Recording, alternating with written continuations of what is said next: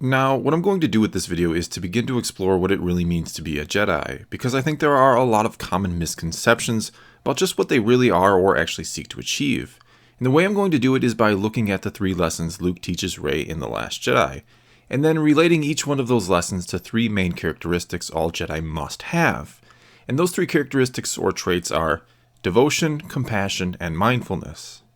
And just a quick note before I get started here, I'm actually going to be flat out refuting Luke's first lesson, clarifying and amending the second one a bit, and for the most part agreeing with the third one, which was the lesson not seen in the movie, but can be found in the deleted scenes. And let me also quickly note that, yes, in The Last Jedi, like it or not, agree with it or not, Luke has obviously become disillusioned with the Jedi and is attempting to dissuade Rey from the path of the Jedi by any means necessary. In other words, I'm not trying to imply that Luke doesn't know the true ways of the Jedi, only that he's trying to spin them in the most negative way possible. Or, as is the case with the first lesson, which again I plan to completely refute, maybe he really is a bit confused about the ways of the Jedi because of his lack of formal training, or maybe he's just straight up lying to Rey, or, and this will be my one cheap shot of the video, I promise, maybe the writer didn't understand what he was talking about with this first lesson. Because what Luke basically tells Rey is that the Jedi were so vain or thought so highly of themselves that they believed if they died out, the light would die out with them. Luke also tells Rey during this lesson that the Jedi believe the Force belongs to them. And that last part in particular is such an absurd thing for Luke to be trying to convince Rey of, because the Jedi actually believe the exact opposite. They see themselves as servants of the Force, not keepers or owners of it. And they exist solely to carry out the will of the Force and to try and achieve or maintain a balance for the betterment of all. And this of course ties into the first characteristic of a true Jedi, devotion. Because as Yoda tells Luke in The Empire Strikes Back, a Jedi must have the deepest commitment, the most serious mind. They must fully give themselves to the stringent ideals of the Jedi, or risk falling, and as Obi-Wan says, becoming the very thing they swore to destroy, that being a servant of the dark side. The life of a Jedi, of self-imposed absolute servitude for the greater good, is obviously not an easy one. It requires an incredible amount of self-discipline, and of all the sacrifices a Jedi must make that goes along with their unwavering devotion, there is likely none more difficult than having no attachments. And what people often don't realize is that it's not just having no attachments to people or items, it's also having no attachments to outcomes. Anakin Skywalker is a great example of someone who is attached to certain outcomes that would, of course, be desirable or favorable to him, such as when he's upset that he's not as powerful as he thinks he should be in Attack of the Clones, or that he refuses to accept that possibly his wife Padme might die in childbirth, or that he's upset when things don't go exactly as he thought they would, like when he was given a seat on the council, but wasn't granted the rank of Master. These are all, in one way or another, outcomes Anakin either doesn't accept or wants to change. And yes, he has a secret attachment to Padme, but it's actually his desire to control her outcome that ultimately damns him, when what he really needed to do was heed Yoda's advice when Yoda said, "Learn to let go of all that you fear to lose," because that way he would learn to accept any and all outcomes. And so then for Luke to try and say that the Jedi believe the Force belongs to them when they don't think anything truly belongs to them, and when they actually surrender completely to the will of the Force and strive to accept any and every outcome that service may lead to, well, he's flat out wrong. Furthermore, in theory, if the Force willed the Jedi to end, the Jedi would accept this outcome and allow themselves to fade away. They wouldn't think the light was going to die with them, any more than they would think the darkness dies with their archenemies, the Sith.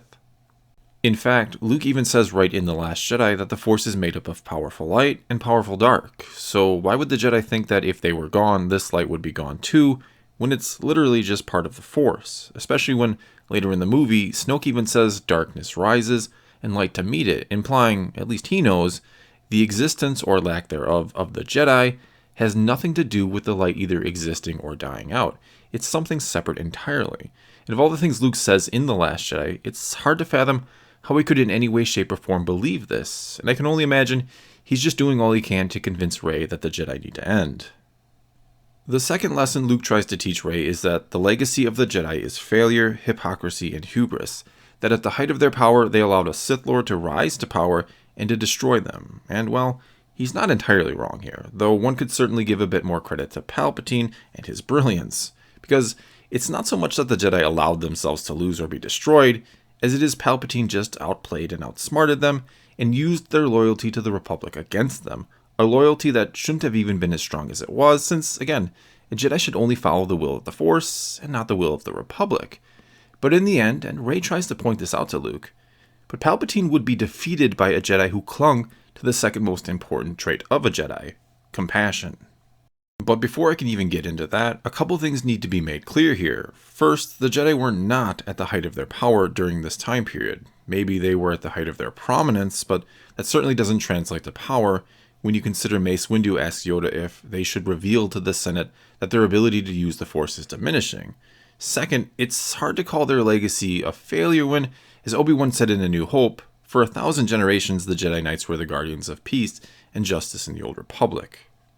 However, Luke's not entirely wrong when he says that hubris led to their failure, because Yoda even says in the prequels that the Jedi are becoming too sure of themselves, and that even the older, more experienced Jedi are falling prey to this as well. And as odd as it sounds, I think the lack of Sith for roughly 1,000 years led to their downfall, because in a sense, it must have felt like they had defeated the dark side, and the lack of a true enemy probably caused them to lose focus. And maybe they were beginning to believe they should find new purpose, like working closer with the Republic to try and make the galaxy an even better place, which goes against the acceptance of outcomes I discussed moments ago. And this is likely why the Jedi were losing their power, because they were losing their connection to the Force, and could no longer clearly hear the will of the Force. But I digress, and getting back to Luke's second lesson, which again is not entirely wrong like his first lesson, but the problem with it is that Luke seems to think the Jedi should be perfect, or infallible, or unable to be defeated, when they are, in reality, mortal beings trying to carry out the will of an immortal Force, and will invariably fail from time to time, and be defeated by the dark side that is likely just as strong as the light. So just because the Jedi had what amounts to one epic failure after thousands of years of keeping the peace, doesn't mean the entire system should be thrown out. In other words, just because something breaks down once doesn't mean you throw it out entirely. I mean, you wouldn't discard your car if it had one breakdown, would you? And what's really odd about Luke's line of thinking here is that the reign of the Sith lasted only some 25 years before a Jedi, who again held one of the most important traits of a Jedi, that being compassion, was able to defeat them. Because if Luke had confronted his father and tried to destroy him, he's almost certainly going to be killed or turned to the dark side, because he'd likely have to give in to his anger to truly have a chance in combat against Vader. And even if he did destroy Vader and didn't fall to the dark side in the process, I cannot foresee how he ever defeats Palpatine. So the true irony in all of this is that it was Luke's lack of hubris, a lack of a belief in his abilities to outright destroy the Sith, and instead embracing compassion for his father, a man everyone else in the galaxy thought was a monster, that was what ultimately led to victory for the Jedi. So even though Luke's not entirely wrong about why the Jedi initially failed, he seems to miss how they, or he, ultimately succeeded again. He says that the legacy of the Jedi is failure thanks to hubris, but fails to see what brought them back was the exact opposite. And despite having seen the power of the dark side firsthand, and understanding the hold it can have over someone like his father, but realizing that they can still be brought back even when they're that far gone, when it comes to his nephew Ben, Luke suddenly dismisses the power of the dark side, and the hold Snoke has over him, in favor of placing all the blame on himself. Somehow, Luke went from understanding compassion and faith were the answers, to believing he had failed because of hubris that apparently he developed because of his success bringing his father back to the light, even though he did nothing but, again, have faith and compassion. And not to get into the debate here, but that is the issue many have with Luke in The Last Jedi. They're bothered that he seemed to learn nothing from his experience saving his father. And now moving on to the third and final lesson, the one not seen in the movie, and if you haven't seen it in the deleted scenes yet, let me briefly describe it to you. At one point, Rey sees several ships approaching the island. Luke tells Rey that these are raiders that, once a month, come and plunder and pillage the caretaker's village. When Rey says they need to stop them, Luke tells her that what a true Jedi would do in this situation is nothing. When Rey tries to argue against that, Luke asks if she'll be here in a month to protect them again when the raiders inevitably come back, implying, of course, if you stop them this one time and you aren't here to protect them next time, you're probably just going to make things worse for the caretakers in the long run. And to all this, Rey doesn't have an answer, but races off to help the caretakers anyway. However, when she gets there, she finds that they're not raiders at all, but actually the male caretakers returning with their monthly catch of fish, and that a party is in progress. The funny part about this scene, had it made the cut, is it just might have been my favorite scene in the whole movie because of what it says about the Jedi. And I can only imagine the reason it didn't make the cut is because it shows a way too jovial Luke and completely contradicts his dour nature in the rest of the movie. Anyway, and though you might think that Luke was again in the wrong here by not rushing to help to fight the quote-unquote Raiders, he was actually in the right. And this has a lot to do with the third important trait of the Jedi, mindfulness, or being self-aware or living in the present moment and understanding the consequences your actions can potentially have. Because at first glance, again, helping the caretakers fight off the Raiders seems like the right course of action. But if you're not going to be there the next time they come back to help again, as I said before, you're only going to do more harm than good when they do return in your absence. And before a Jedi takes action, they must understand the far-reaching repercussions of their actions. They must be mindful of how what they do now can affect the future. And this might all sound very familiar to you thanks to the first scene of The Phantom Menace, where Obi-Wan says he feels something elsewhere, elusive. And when Qui-Gon tells him to keep his focus here and now, to be mindful of this moment, Obi-Wan argues that Master Yoda told him to be mindful of the future. And Qui-Gon replies that it shouldn't come at the expense of the moment. Because if you don't keep your attention in the here and now, if you look away to the future, you're going to be more worried about your own desired outcomes than what the Force is trying to tell you in this moment. And hence, mindfulness is also very connected to the two other important Jedi traits, because it very much relates to not becoming attached to certain outcomes. Because as much as a decent person, and no doubt a Jedi, would like to help the caretakers, the outcome is not going to be the one hoped for, and will only disrupt the balance that exists between these two. It might sound odd, but in this situation, a Jedi must have compassion for both the caretakers and the Raiders who, perhaps, have no other means by which to obtain certain resources or necessities that, apparently, the caretakers have in some degree of excess, if monthly Raiders can come and take from them and they're still able to survive. In other words, this is a symbiotic relationship, perhaps not an optimal one on the surface, but one that is apparently working. And no, it doesn't seem to be fair to the caretakers who have their stuff taken, but perhaps, and this could even be unbeknownst to them, but these Raiders might protect them from other more vicious groups of Raiders. So if the Jedi did intervene and stop the Raiders and even convince them to not return, it might be only a matter of time before the more vicious clan arrived and destroyed the caretaker village, took everything they had and left them for dead,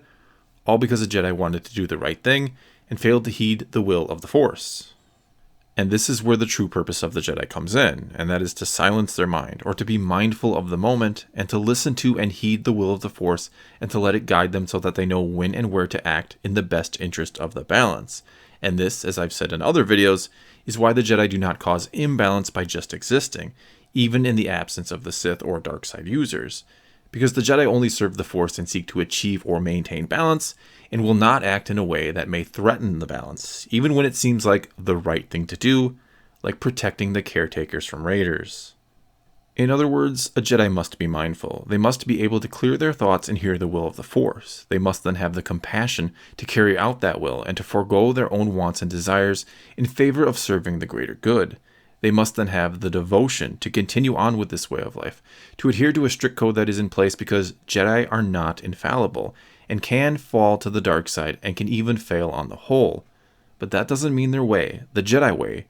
should ever come to an end. Well, that's all I've got for you this time. Now it's your turn to tell me what you think of the Jedi and their ways. So leave a comment below and let's talk some Star Wars. And until next time, thanks for watching.